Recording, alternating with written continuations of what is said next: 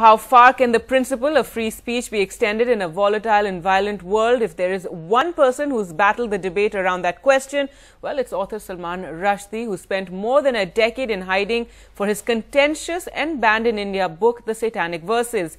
Now, speaking to NDTV in London just ahead of the launch of his memoirs In the Fatwa Years, Rushdie says banning hate speech often ends glamorizing it. Asked about the anti-Islam online video that has triggered protests across the Arab world, including the assassination of the US ambassador to Libya, Rushdie argues that the video is disgusting, but to kill in its name even more so. Blaming America for the deeds of every individual is a fatal mistake. Do you believe that the freedom of speech debate has actually been resolved anywhere in the world? Just look what's happened in Libya. There's a video that's perceived to be anti-Islam. By all accounts, it's distasteful. It's not even about art. It's just about hatred. And the American ambassador gets killed. It would be obvious that I'm against acts of violence in the name of religion. But I'm just saying, how do you resolve the Well, debate? I just don't want to comment on this too much, this case, because it's a little unclear what actually happened, you know. And now we see reports from America that this attack may have been planned. May not be connected with this stupid film. It may actually have to do with the anniversary of 9/11 and be a kind of, you know, jihadist attack on America. So let's wait and see. I'm not going to do the kind of Mitt Romney thing of shooting my mouth off when I don't know what I'm talking about. No. The question is beyond this incident. The question is simply this.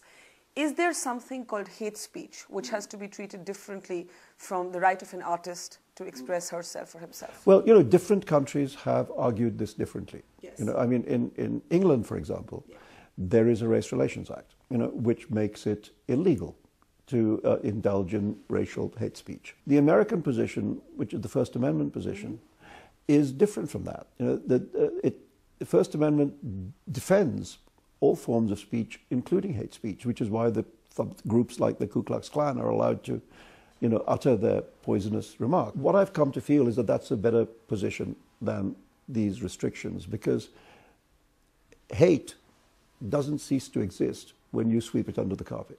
You know, and in a way, it's better to see where it is, you know, because then you can take it on.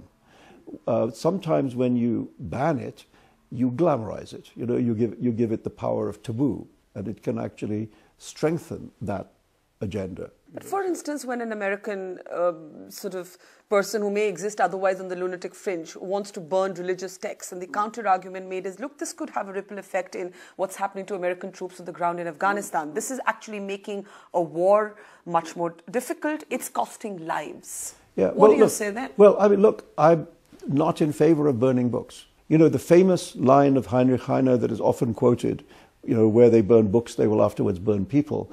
Actually, that comes from a play called Al-Mansur, in which the book that is being burned is the Quran. You know, so what he's talking about in that play is the wrongness of burning the Quran, because afterwards you will burn followers of the Quran. Exactly. You know? So obviously, you know, I think burning books is a terrible thing. I mean, when I saw my book being set on fire, it just a kind of terrible rage came out of me, because it's such an ugly act. You know. The problem of liberty is that sometimes people do ugly things. You know, people don't behave always well in a free society. But if you want a free society, it includes the right of people to behave badly. You know, I mean, and also I think to respond to that with mayhem and murder, that's also a problem. You know, I mean, that's to say, yes, this stupid thing on YouTube, I mean, it looks like the worst little clip ever made.